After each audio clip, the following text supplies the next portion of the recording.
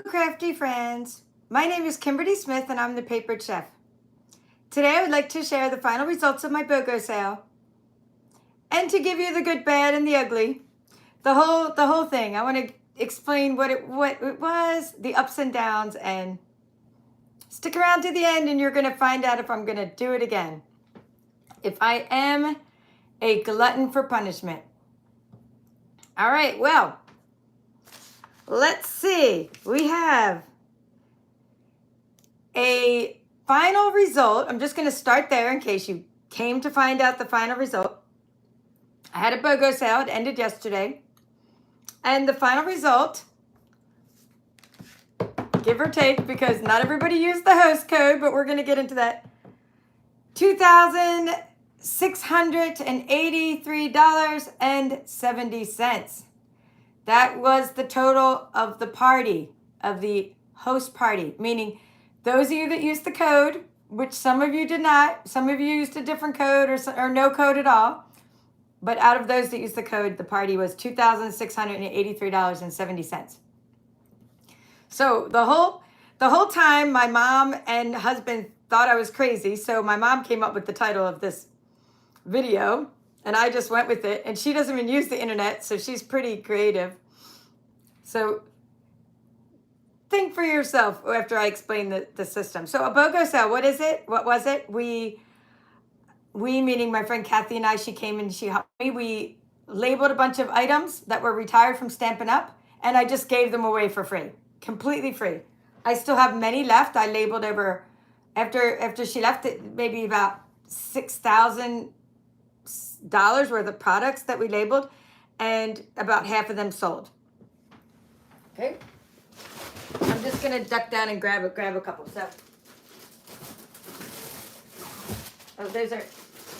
those were kind of heavy. So, okay. So for example, this did not sell, but it was free if you spent $47.50. You got this entire bundle, the dies and the stamp set.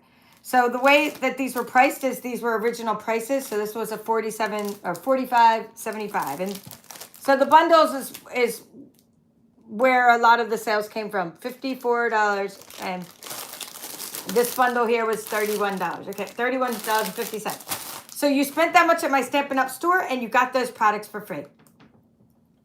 With that said, it was also celebration was going on up until the February 28th. So not only did you get free things from me, you got free things from Stampin' Up. They gave away free designer series paper and stamp sets. Okay, so that was good. Everything is labeled now, so that's good. I'm going to start with the positives. I got to start with the positives. We have everything labeled. So it was a lot of research. So I have what's called These Are My Stamps. And my friend Kathy was using a different website, some kind of stamping blog, and we were looking up retired items and what they cost originally and pricing these items. We had to make sure things were retired. A few times in the sale, this isn't bad or good, this is just mistakes, like natural mistakes. Like there were things that I put in the sale that were already retired and I didn't know it. Somebody would tell me. Or at the end of the sale, I was about to give away all my circle punches, find out from Stampin' Up, like that they just put these back in their store on March 1st. So these were on my site. So people went and tried to buy them. And my friend's like, hey, they're selling these now. And so I had to take them down. And I didn't really want to sell them anyway because I use them all the time. But I was willing to sell my retired items. I was trying to rip the Band-Aid off and just try to sell all my retired items. I'm glad some of the things didn't sell, actually, because I will, like I said, I will use the circle punches. All right, so another good. So it's good. We have it all researched. It's all labeled. We figured out what was retired with the help of you, my customers. You told me when things were retired. All right, now, another really good thing about this sale I think was great is the engagement. The engagement was amazing on Facebook. I put the album on Facebook, and the engagement was incredible. This one item, which, by the way, I forgot to send out to the person who bought it on the last day. So sorry about that, Penny. But this item generated, this is called the Stamp-A-Majig. And it generated over 60 or 70 comments, right? So it generated so many comments and so much discussion. And the caption was something about, if you know what this is, you've been stamping a long time. And then everybody started talking about this Stamp-O-Majig. I have one of those. I used to use one of those. I still use mine. And it was just such a fun conversation. Followed by pictures of people's stamping rooms. So they were showing me their wooden stamp collections and their different stamping she sheds. And that was exciting. So we were getting into this whole engagement of this fun thing. Then I put these up here. I put this color coach, and my comment was, wouldn't it be great if Stampin' Up! Brought back the color coach? And again, just loads and loads of comments. You find your complementary colors. So it was just so fun to hear about the engagement of this item. And everyone was agreeing with me. Yes, please bring back the color coach. So if you are a demonstrator, please put that in the what we call the sandbox, which is a suggestion box. So that got a lot of engagement. Then I put this item up there for sale. These are really cool scissors, and they're called let's see, fringe scissors. And then people started saying, oh, I use those to cut my herbs in my garden, and that kind of thing. And I was like, oh, good, another use for them. And I said, I just got done making a bunny box. Sorry for the crinkle paper sound. I just got done making this bunny box, and I could have used the crinkle scissors. Instead, I was using my snips and making grass myself. But I didn't have this at the time. I literally was putting things in the sale as I found them. Okay, so another good thing was I was able to clear out loads of space, give my items a nice new home to people who wanted those items, who were looking for items that are hard to find. So items found a new home, which is nice, and a way to reward my customers for their loyalty by giving away so much free things. So I really liked the engagement. I liked the new friends I met, and then another good thing about the sale was new customers. About half of the customers, I'm just trying to go over all the different things about this BOGO sale. Half of those customers were new. They never ordered from me before. So I was able to send catalogs, and because the sale started there was still a week of celebration left, I sent out those first items on that first day, and I was able to send catalogs out immediately with the first round of BOGO. And it also talked about the joining special. And there were people who placed multiple orders. And one person, more than one person, a few people placed 3 orders during the BOGO sale because they kept seeing new items being added. And maybe because they got the catalog and saw new things they wanted to get from Stampin' Up. So that was really good. They were able to order a few times, and that was exciting.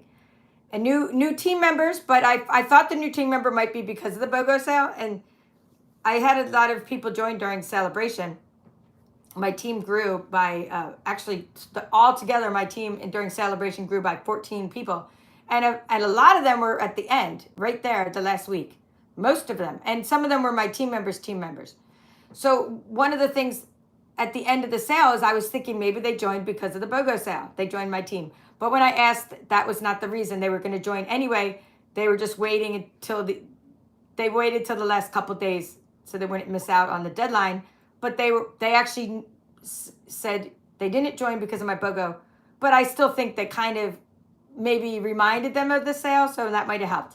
And either way, some of my own team members it did help my team in that my own team members purchased from me during the BOGO sale. They thought it was such a great deal that my own team benefited. And then we had some new team members that were part of the sale, that were customers that turned into team members. So that was exciting. All right, the smallest sale in the BOGO was $12.50. And the largest sale was $311 and something. So that range of the freebies I gave away was a big range from $12.50 to $3.11. Okay, so that was all the good things. New customers, team engagement, new crafty friends, lots of discussion in the group. Facebook was on fire. People were sharing my albums like never before. When I post things, a tutorial, it doesn't get shared as much, but people were sharing these different items I was posting. They're like, hey, to their friend, look what this girl is giving away. And so that was exciting. All right, now we're ready for, I didn't want to talk more than 10 minutes about either topic. So I'm going to go, I did 10 minutes about all the good things about the BOGO sale. Now I'm going to tell you all the crazy things that happened in this past week. All right. I tried to explain that you need to go and purchase the item from me, or write sold on the item. if you want this item, you had to write sold on the item. Well, I had all kinds of comments like, I like that. I want that. That's really pretty. I need that. I don't have that. I love that. I wish I had that. I wish I owned it. So because of all these kind of comments that were everything other than the word sold, other people thought that someone else had claimed the item. So it was sat there for 2 weeks and no one, or a week, and nobody could buy it and that kind of thing. And it was hard to remove all these extra comments. So there was a lot of comments about things that were not the word sold. Then they had, let's see, people thought that I was selling items on Facebook. They didn't understand the concept of the sale. So I started getting all this money in the PayPal, like, which is, it's good, right, to get money in PayPal. But I was like, hello, you paid a lot for shipping, but like, I don't know, I don't see your Stampin' Up order. I don't know what you bought. And what was the shipping money for? Oh no, I bought your items. I'm like, well, the items really weren't for sale, but now that you paid for them, I guess I'll send them to you, but like, you're supposed to get them for free. And then I would tell a couple people that, and they'd say, oh, I'm supposed to get them for free. Well, I don't want to place a Stampin' Up order. I'm like, but if you place the order, you're getting these items for free.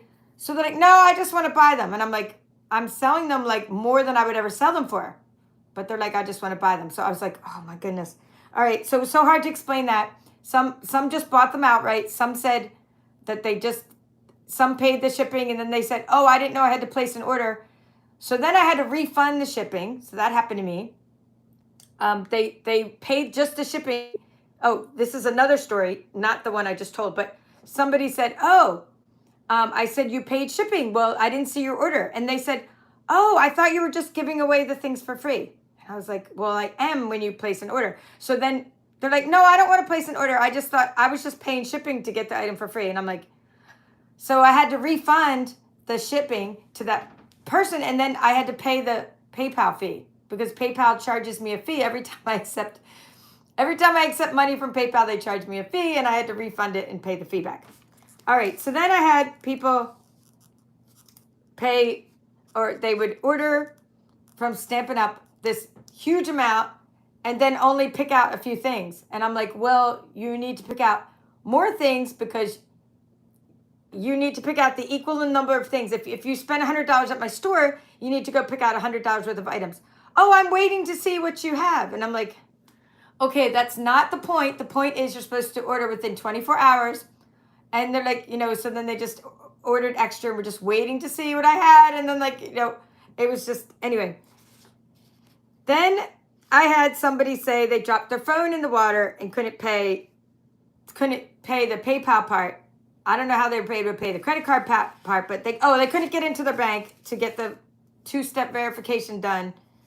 So phone was in the water. Anyway, I had different things like, I can't use PayPal. Can I send you cash? So I have a few people sent the cash in the mail for the shipping, which is fine. Okay.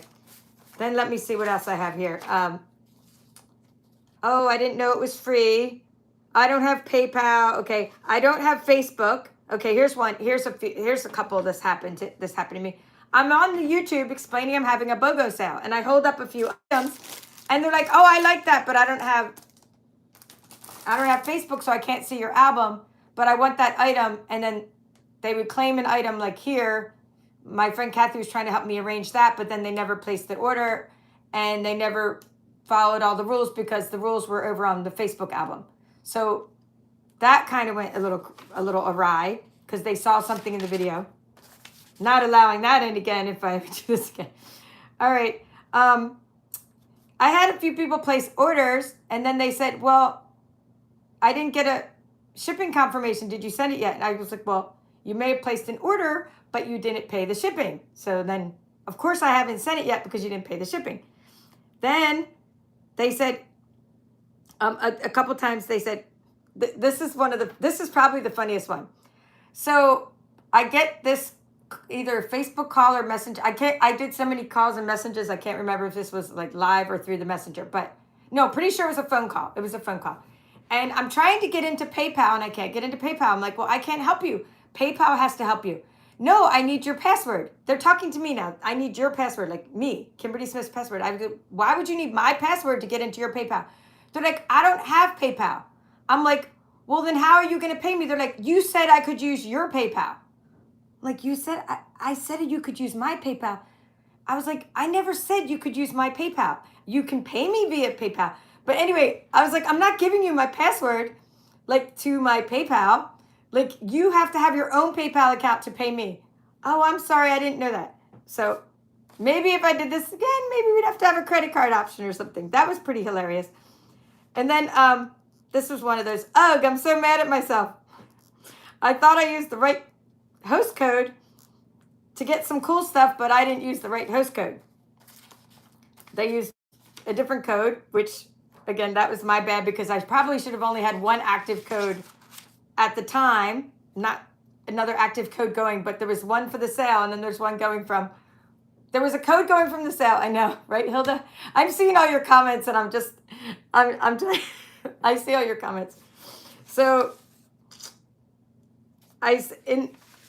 anyway, it's just crazy. So we've had refunds, we've had mess ups, and then a couple of things I did wrong. So a lot of times, like, we're in this Facebook discussion and everybody's writing all this stuff. They're like, I want that or sold. And I'm like, so I have this big list and I wish I had it with me. I probably put it away already. I was writing on the list, like, so for example, Liz S, she wants this item, right? Liz S. Okay, so that's fine. And then I write it down, and then it ended up, I had two Liz S's. Like, what are the chances, right? That they're both like Elizabeth or Liz S, and they both bought something. So I sent the wrong thing to the wrong person. Like, I sent Beautiful World to the wrong Liz S. So now I have to then, and it's no problem. The one's going to send it to the other, and they both thought it was funny and everything. But anyway, luckily, I just have to give the one a label now to mail the thing to the other person. But I was just, so that's a note to self, is like, don't put any abbreviations in there. Like, the names could be exactly the same. And I mean, what are the chances? And they both ordered like the exact same day. And they both did the PayPal the exact same time. And it was like, so anyway, lots of trouble with the names. Like, there were a lot of different names, last names in PayPal that weren't the same as what they were bidding on it in Facebook. So that was definitely kind of confusing. All right, so I loved the overall. I'm done with all that. I love the overall sale. So it helped. So the overall benefits. I'm done with all the bad part. And I don't think it was totally bad because it was kind of funny in the end, but some of the things. I had a lot of things that were claimed and never paid for. I didn't send them, though. I didn't send them unless they're paid for. I had things that I forgot to send and had to pay postage again and send it later because it was so hard to keep track of it all. But in the end, the overall benefits outweighed the negatives, okay? So I just wanted to go there with that. Now, would I do this again? I'm thinking maybe not during 2023. Maybe not. I'm thinking, yes, I would do it again. Not for a while. Maybe I need a couple more retirements first. And I say retirements, not like myself retiring. A couple more catalog retirements. Like at least this mini catalog has to retire. And the annual catalog has to retire. So maybe toward the end of 2023, after 2 retirements, like in the fall, right? Maybe in the fall when a new catalog came out. Or next year, like as a New Year thing during the celebration. So like if I'm ever going to do this again, it's going to be a while from now. It's not going to be soon. Okay. The reason is this. I'm trying to run a craft business here. I teach on Udemy, and I planned on trying to get my summer, it's called Brother ScanNCut Summer Projects course developed. So that didn't happen in the month of February. And believe it or not, Udemy is my main source of income. Like because Stampin' Up, it may sound like a lot, like $2,683.70 from a sale, but Stampin' Up, they pay me a commission, so I did not make that much money off of the sale.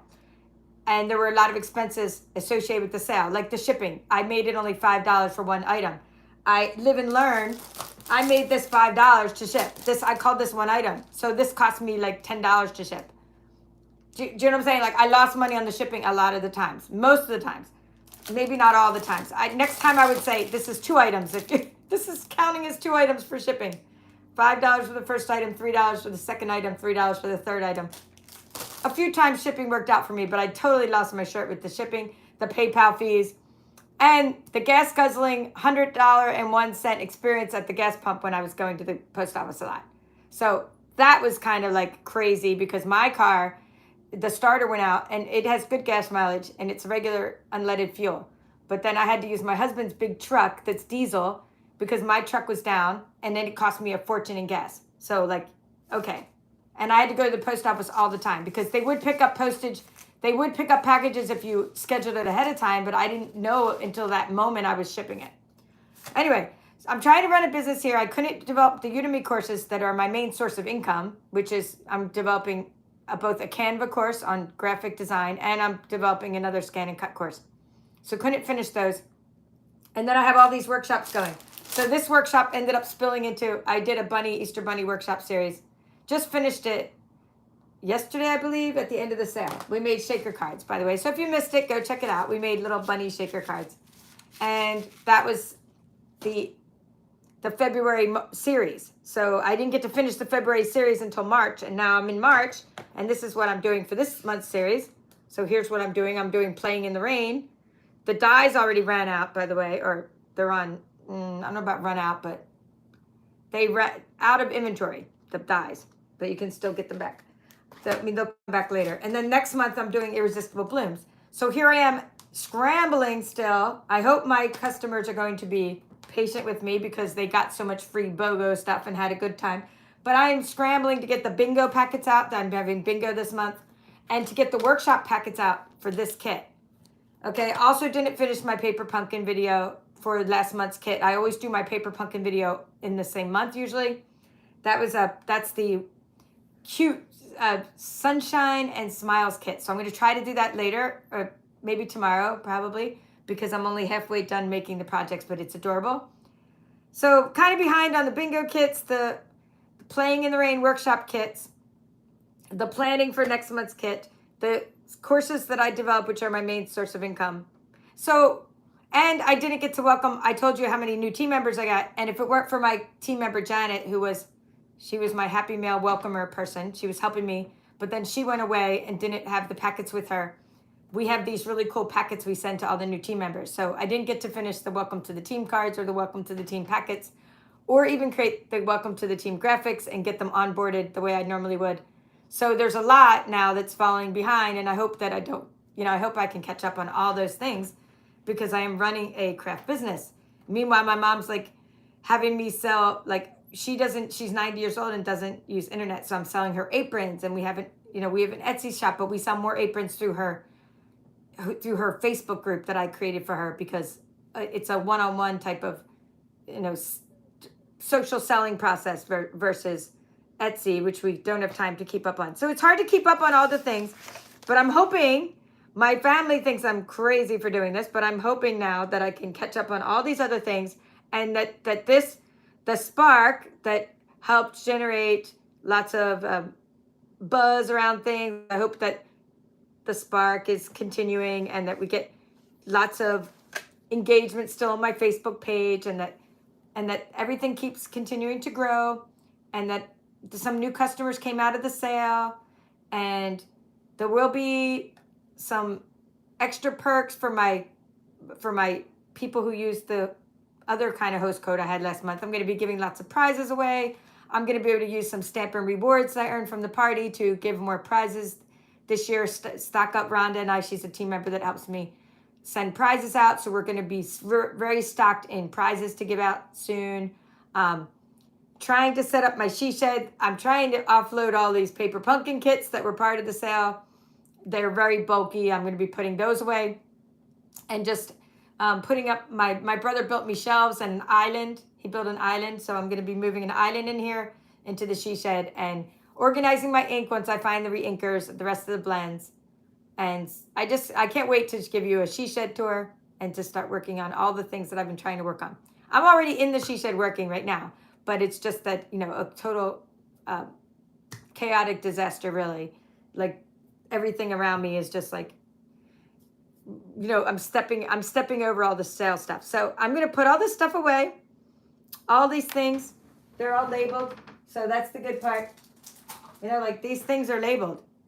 This was free when you spent $5. It's a current color, mint macaron, for example, but it's labeled. I'm not going to open this now and start using it because I have 50 other rolls of ribbon that are already open. I'm going to put this away, save it for the next sale, and I'm going to, the lessons learned are, I'm going to just summarize now. And sorry I didn't get to say hi to all of you guys as you came in because it really just kind of flew by me, all the comments. But I see you're talking amongst yourself. Okay, lessons learned were, at the end of 24 hours, if somebody doesn't order, I'm just going to delete all the comments underneath the photo. I mean, underneath the photo of something I'm actually trying to sell. I didn't care for the Stamp on the Jig because it was a $5 item. It was generating lots of conversation. This one was $12. This one was $5. I don't care. It was $5 item.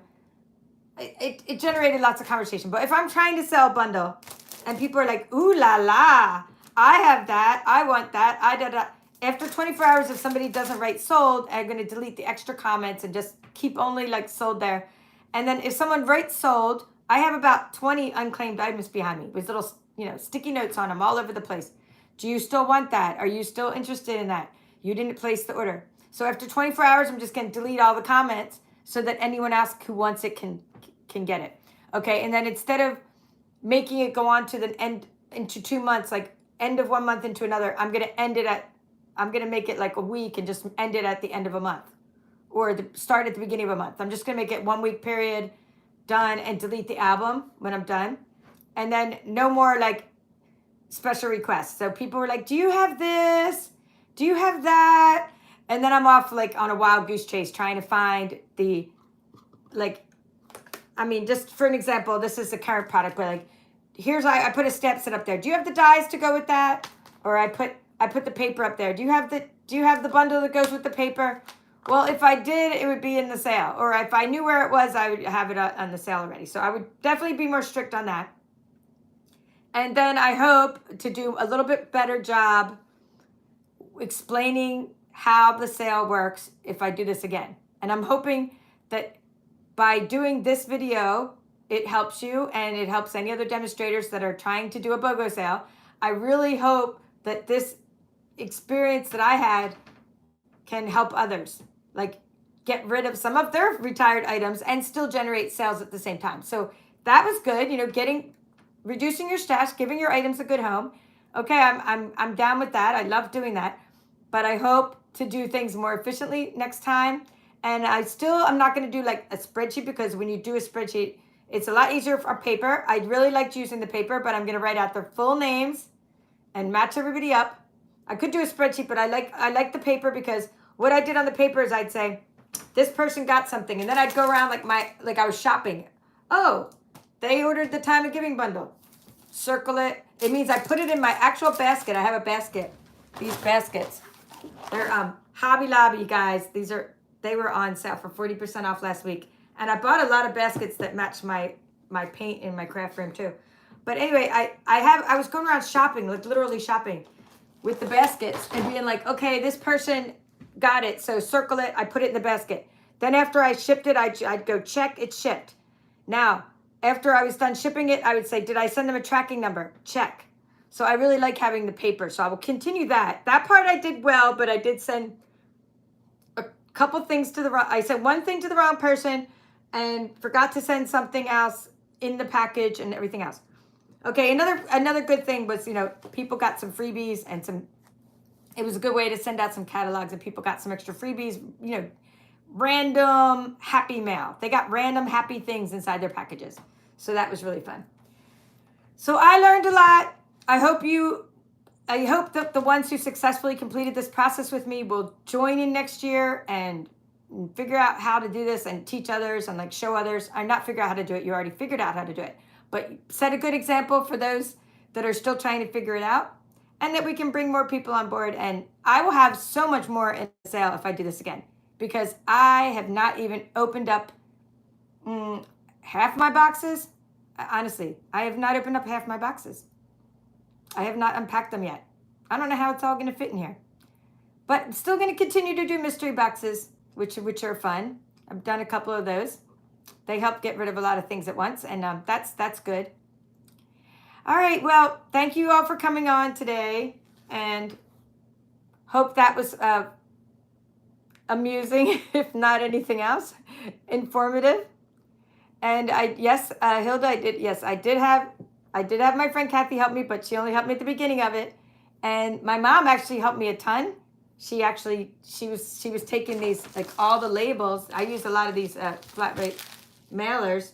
See, like, I put the initials on the mailer. I had a system, and she can't see very well. So I'd actually literally put the label right here. I'd say, I would know this was JB's label, and I'd say, Mom, this one goes on here. And she would tape them on for me and shut the packages and tape them shut. So she did that, and she'd even load the car or load my wagon. I had a wagon in my garage, and then I would pull the wagon to the car and load the wagon. So my mom. So anyway, I did have someone help me. That is good though. Good advice. And I'm going to, as I go along this year, if I don't want something, I'm gonna label it, put it aside for the sale. So like that way, if it's current now, when it finally does retire, I have the price on it so that it's labeled for next time. So I really recommend any of you who ever want to have a BOGO sale, as soon as you get something, or I'm not as soon as you get something, but as soon as you think that you're not going to keep using this, I'm going to keep using this for a while. It just came out. But if I'm not sure, I mean, just put the price label on there, and then you have it ready. Yeah, so thanks, Jenny, for later, so that it's labeled for later. All right, that's all for now. So stay tuned for my paper pumpkin videos and playing in the rain workshop this month, and more ScanNCut tutorials, of course. Well, that's all for now. This is the Paper Chef. Have a great day.